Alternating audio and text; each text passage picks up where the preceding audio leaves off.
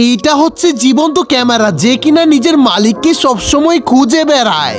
একদিন এই মেয়েটা গাছে উঠে ছবি তোলার চেষ্টা করলে তার স্বাদের ক্যামেরাটা হাত থেকে পড়ে ভেঙে যায়। তৎক্ষণাৎ ক্যামেরাটাকে চালানোর চেষ্টা করে, কিন্তু সে বুঝতে পারে ক্যামেরাটা নষ্ট হয়ে গিয়েছে।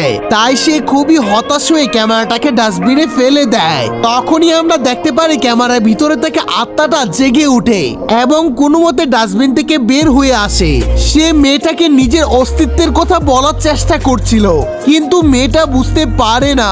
এমনকি সে ছবি তোলার চেষ্টা করে এবং ছবিটাও মেয়েটার কাছে পাঠিয়ে দেয়, কিন্তু তার লেন্স নষ্ট হওয়ার কারণে মেয়েটার ছবিটা দেখে কিছুই বুঝতে পারে না।